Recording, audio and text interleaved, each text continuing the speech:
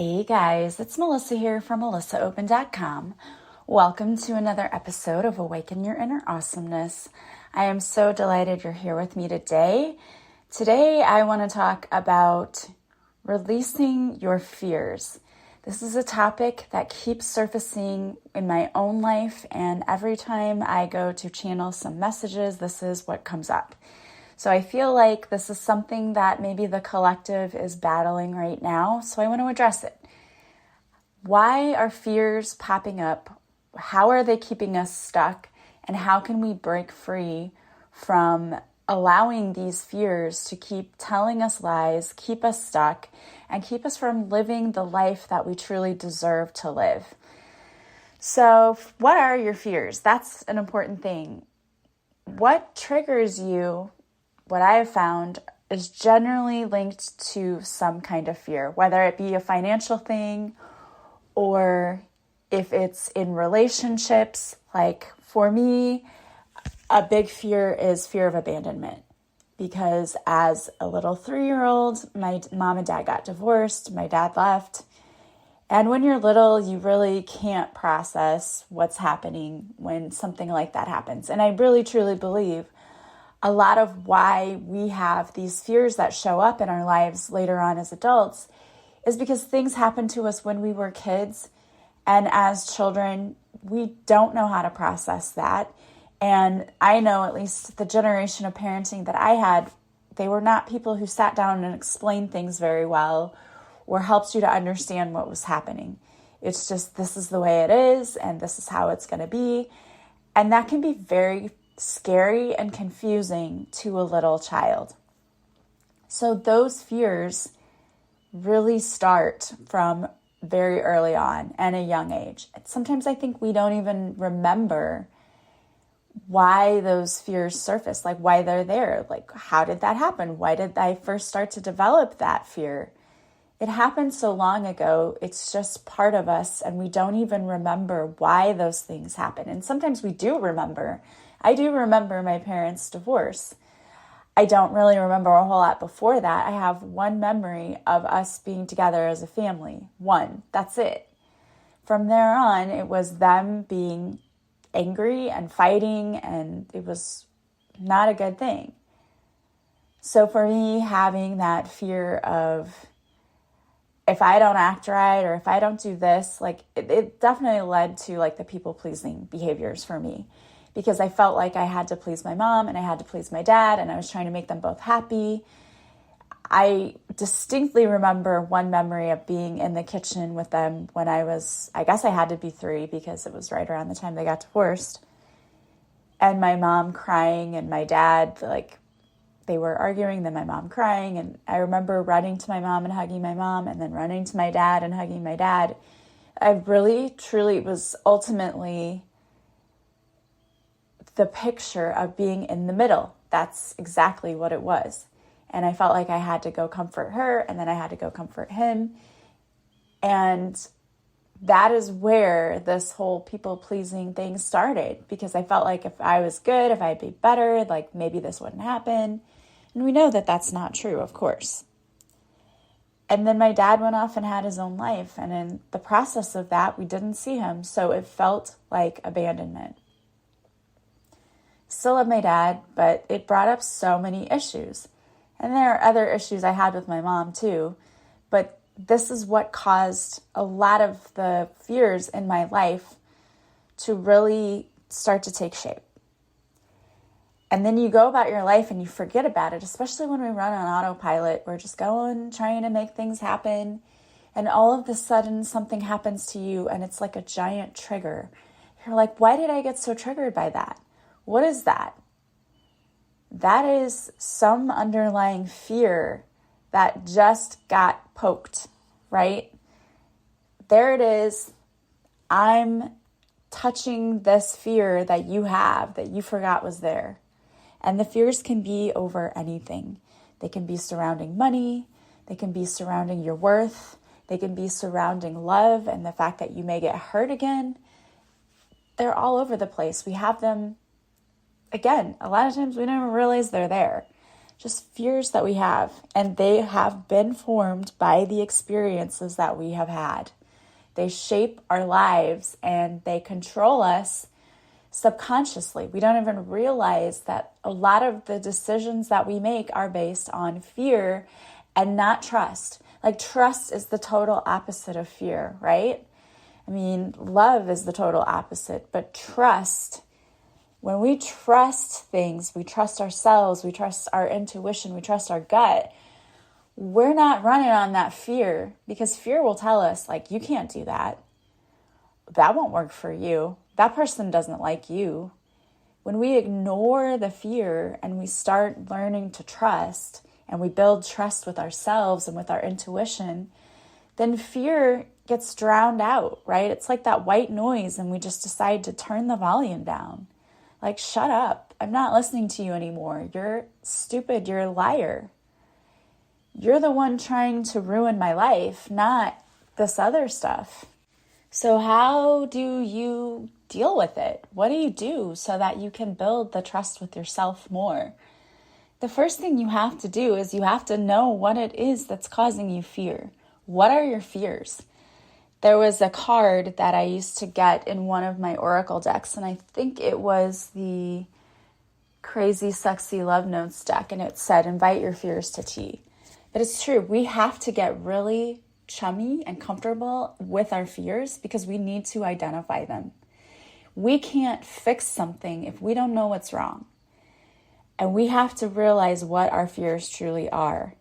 Every time you feel poked by something, you get triggered by something, that's the time to sit down and say, okay, what is this really about? Why do I feel so triggered? What is this showing me? And again, it's usually that fear, right? I'll never forget, I took an online course, and I paid all this money to work with, it was a coach, a business coach, who believed in spirituality and business. And her methodology, me, being a teacher, I understand how you should correct people and how you shouldn't. And she was not a trained teacher. She just got on there to coach because she had information, which that's fine, great, whatever. You have to mesh with people's style. Like, sometimes just energetically, you're not a match for somebody, and that's fine too. But if you said something, you gave an opinion, she would immediately jump on here and say, now here's why you're wrong. And to me, it was so off-putting. It's like, whoa, how about we say that a different way? And it's like, look at what she did. This is the totally wrong way to do it. Like, I would never, ever do that in my classroom, because that is the worst way to teach. You don't point out the way that people are making mistakes. That is embarrassing and makes people not want to try. That's the total opposite way you should teach. And it really pissed me off. And I ended up getting my money back from her because I'm like, I don't want to learn from you. I don't like your teaching style, and I'm out. But I thought, okay, why am I so triggered by this? What's going on? And what I realized is it triggered a fear in me that I am not smart enough, I don't know enough, I don't have enough to do what I'm doing. And it goes back to worthiness, right? I don't feel worthy of this. I don't feel like I should be doing a podcast. I don't feel like I should be leading people because I don't know what I'm doing, and I shouldn't be helping people because I'm not helpful. It's not working. This is a waste of everyone's time. That's what it brought out in me. And I wanted to quit. I wanted to just scrap everything, go back into the shadows and stop what I was doing. And then I kept pulling cards for myself, like shine your light and put yourself out there. And then I thought to myself, okay, this reaction, this was just like when someone pokes you and you punch them back. That was the reaction I was having. I wasn't really looking at this logically.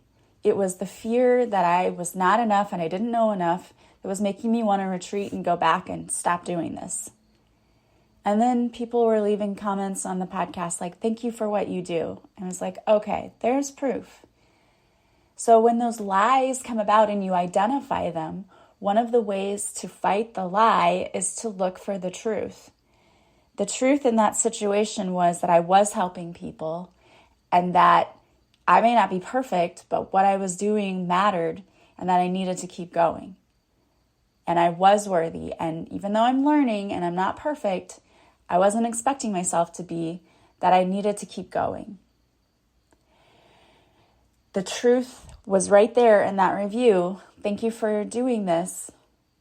And that's what made me realize, okay, you had this way overreaction to something, and it was because of this fear. And I've got to keep this fear in check. I need to deal with it. So what caused it? Well, let me think back. What's happened in my past? Oh, well, there were times when you were a kid when you brought home a report card and your brother had straight A's and you had a B and it wasn't good enough. And I know that wasn't the message my mom wanted to send when she would talk about our report cards with all three of us there. And I'm guilty of this too. I used to do it with my kids. She was just trying to say, hey, you need to be better. I know you can do better. And I could have. It wasn't because I wasn't capable. I just didn't feel motivated to do that. But we don't take that messaging the right way. Instead of taking it as, hey, just be a little more motivated, I took it as, you're really dumb. Like, you don't know what you're doing. You're not as smart as your brother. That wasn't at all what the messaging was. That's what I perceived as the messaging. That was the lie. Fears are just lies that we've allowed ourselves to believe over time. And when you let something happen over time like that, it becomes your truth. But it's not the truth. And we have to unravel that. So what have we let become our truth that really isn't our truth, that we need to now retell? We need to retell our story in a different way. So the first step is getting to know your fears. What are they? What do you keep telling yourself over and over again? And only you can know this. But I will admit that this is hard. Like, it actually took someone else telling me, why did you get so triggered, for me to actually look into it. So we have blind spots. There are things we cannot see ourselves. That's why I love working with coaches or working with people who can help me and say, hey, this is what I noticed about you. Why would that trigger you? You know, even with the situation going on with my brother, I've had to have people say like, well, why are you having such a strong reaction? And I said, because he's acting exactly like my ex did, expecting me to pay for him and to like do things for him and just accept bad behavior from him. And I don't want to do it. And it's like, oh, well, there's a good start. Now, where do we go from there? Now, how do you do that? Now what? So you've got to figure that out, and perhaps asking your friends, say like, hey, like, what do you notice? When do I seem to get triggered? Look for that fear. You have to face it, but it will be okay. I know sometimes that can bring on panic. Breathe through it. Just breathe through it. Knowing that you're not doing this to torture yourself. You're doing this so that you can work through it and then it never has to plague you like that again. It may still come up for you, but you'll be like, oh, I know what that is, and then you just let it go. So identify your fears. Then look for truths. Is that true? No, it's not true, because I saw this, which tells me that obviously I have to be smart. Obviously I have to have enough. Look, I sold one of my sessions, so obviously people like it. I sold another one, so there's my truth. Look for the evidence and the truth that your fear is a lie. You don't have to be perfect. So if your lie is telling you like, hey, you don't have enough because you don't have everything all in order, that's the lie. That's the fear, is that you have to be perfect. You don't. No one's perfect. Not a single person on this planet. Not even Oprah. No one is perfect. You got to let that go. Visualize what it would look like if the opposite was true, which it is. I said, I don't have enough. I should just go away. Just stop my podcast, delete everything. No, the opposite was true. I needed to promote it more. I needed to get it out there more because more people needed to hear it. Once you look at what's really true, then start doing some things to really reflect on that. Like put a mantra in place. I love doing that. I like burning the lies, writing all of that down on a piece of paper and then saying to yourself and to the universe, I realize that I've been telling these lies to myself. I have been accepting these lies as my truth for my whole life, and I'm done doing that now. I give these back to you. I release it in love. I'm letting it go because this is not my truth. I don't want this to be my truth. It isn't my truth. I don't accept it anymore, and now I'm letting it go, asking for peace over this situation, burning those lies. And now we're going to tell ourselves the new story. Instead of, I need to just quit because I don't have enough, it's, I'm going to work harder because more people need to hear my story and I have everything I need right now. I can always improve, but I'm doing my best and that's good enough. Tell our new story. Perhaps you have some mantras that you can say to yourself every day to keep yourself in check. Like today, I got up and I'm going to do my best and it's going to be enough. And I'm going to have an amazing day because I deserve it. I'm worthy and all of these blessings are going to come into me and I'm going to see that because I'm worthy of it.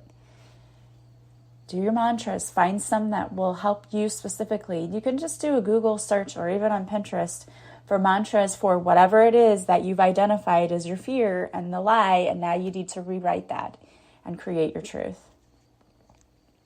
So find your mantras, do a tapping, do an EFT tapping. Again, do a YouTube search for whatever the topic is, the fear that you're trying to eliminate. Do a tapping. And before you do the tapping, take a breath, check in with your body and ask yourself, how strong is this fear from 0 to 10? 0 being it doesn't bother me at all and 10 being I can hardly stand it. Where's the pain factor, right? 0 or 10. And then do the tapping. After the tapping, take another deep breath. Again, where is my fear? 0 to 10. And you want to keep doing it until you get as close to 0 as possible. Because this goes deep. It's multi-layered, not just from this lifetime. We carry it over from past lifetimes. It's generational.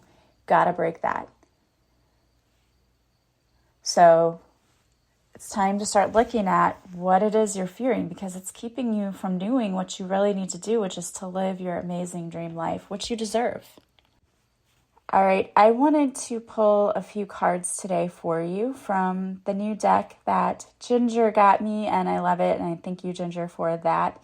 It's a deck by Angela Rose. And the first card that came out is balance. So when we're not in balance and when our energy is not in check, that's when our fears take over. It really is. So you have to get your life in balance and you need to get your energy in balance. When we feel connected to our mind, body, and soul, we feel more balanced in our lives. The only way to feel balance is to create it. Only say yes to things if it feels like a soul yes. So again, don't overwhelm yourself, lighten your load, ask for help from others, and don't say yes to things you don't want to say yes to. And do an energy clearing. Again, I have those on my YouTube channel. You can just do a YouTube search, but doing energy clearings or get a Reiki session, those really help. Do one thing today to feel balance and harmony in your life. Do you need a massage for your body, meditation for your mind, a walk in nature for your soul? Do you need to say no? Keep your yeses as sacred. I feel balanced when I honor what I need most.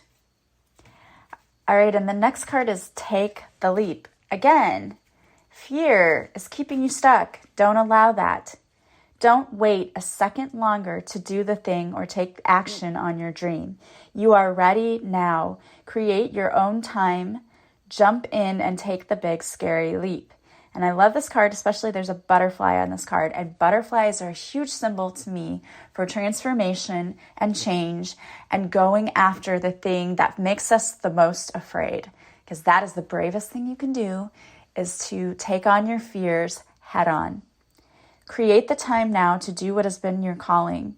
Get out your calendar, actually schedule this in. You can do it. I was made for this. I am ready now. What's the thing you've most wanted to do but have been most afraid of? Take a step today. Make time. Put it in your calendar. Do something, one actionable step towards that. And then you have receive. Are you able to receive compliments, money, support? If we are only giving without receiving, we become resentful. Today, I receive with an open heart. Receiving is not greedy or selfish. It's part of stepping into our divine feminine energy. Yes. And taking that leap and going after the thing you want often requires help from others. And if you're asking your guides and your team for help, they're most likely going to send it in human form. So allow it to come in. Don't feel guilty. Don't feel bad. Receive it with an open and welcoming heart because it has been divinely sent. Pay attention to how you receive today. Receive with an open and gracious heart. Your mantra should be, I am open to receiving abundance. And the last card, and I love this, like these have all lined up so perfectly. I deserve. You deserve to enjoy an amazing life that brings you joy and abundance. You were born worthy. There is nothing you need to do to prove your worth. That's right. It is your birthright. You are worthy. You deserve it. Keep telling yourself that. Journal what your best day would look and feel like. See it in your mind. We need to feel it before we can receive it. I love this idea. Get out a piece of paper and journal what your perfect day would look like. And then I want you to imagine it as if you were there. What are the sights? What does it smell like? What are the sounds? You know, like I wake up and lounge with my cup of coffee on the ocean, like right out on my big patio and overlooking the ocean, and I can smell my cup of coffee. I can taste the delicious coffee. I can hear the sound of the waves crashing on the shore. I can smell the sea air. The more you get into the daydreaming, the more you're getting into the emotion and the energies of manifesting, because it's all about the feeling of it. What would this feel like? What would it look like? What would it be like? And your mantra for this card is, I am worthy of a life I love. Absolutely. Write that down somewhere. Heck, get a tattoo of that somewhere.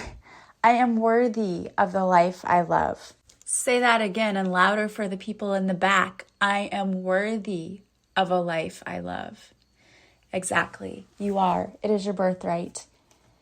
So start working on eliminating those fears, identifying them, creating your new truth, retelling your story, and then daydreaming. What would your life look like if everything you wanted was in it right now? What would that look like? What would it feel like for you?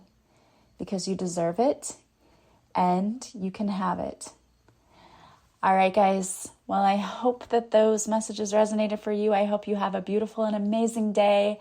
As always, I am sending you guys so much love and light, and I will talk to you soon. Bye, guys.